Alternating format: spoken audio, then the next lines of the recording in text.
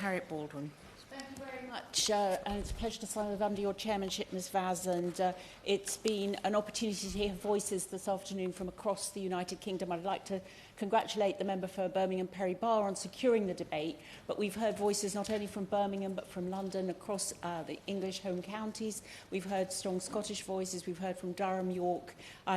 In the interest of time, I won't list every constituency where we heard passionately and expressively that the Palestinians are facing a devastating humanitarian crisis.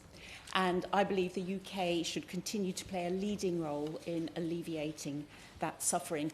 This week of all the weeks, though, we must remind ourselves that on October 7th, Israel suffered an appalling attack, a modern-day pogrom, the worst loss of Jewish lives since the Second World War, a horrific display of anti-Semitism and a brutal reminder of the existential threats that Israel has to contend with. And we must all restate that Israel has the right to defend itself in accordance with international humanitarian law.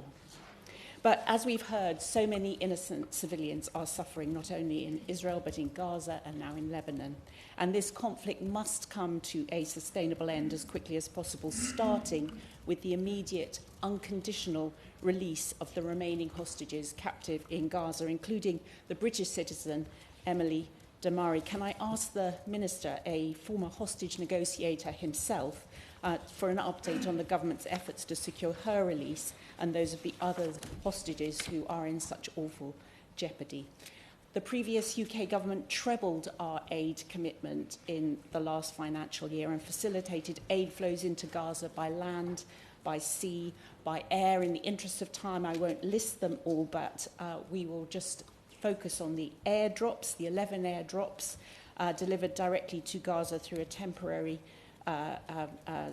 pier marine corridor that was supported by the Royal Fleet Auxiliary, and the funding of field hospitals treating thousands of patients. Can the Minister confirm that these efforts continue under the new government? During the previous government, Israel committed to increasing the amount of aid getting into Gaza, including by allowing the delivery of humanitarian aid through Ashdod and Erez, extending the opening hours of Kerem Shalom, increasing the total number of aid trucks to at least 500 a day, and allowing more types of aid, including fuel for bakeries and hospitals. And we welcome the recent pause for polio vaccinations and wish to put on record the gratitude to the World Health Organization, the British Red Cross, the World Food Programme and UNICEF staff who are doing such vital humanitarian work and who should be commended, because, as we've heard today, aid workers are not a target. Protecting humanitarian actors must be a priority, and guaranteed deconfliction for aid convoys and other humanitarian work is essential.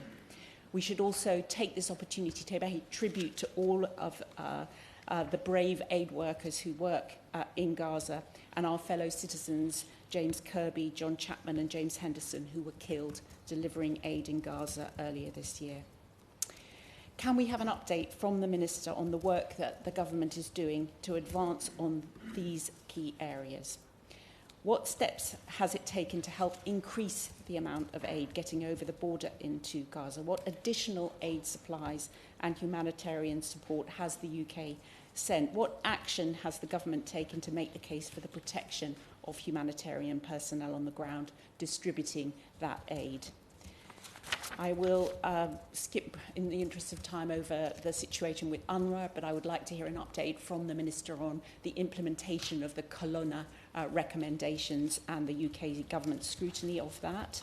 And as we heard earlier this week from the leader of the opposition, the situation in the Middle East is grave.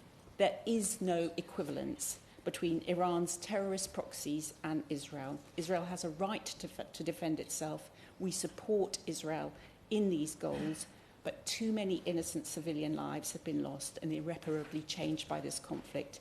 The UK should continue to carefully support them through our humanitarian aid commitments, and I look forward to the Minister reporting progress to us today. Minister Hamish Falk.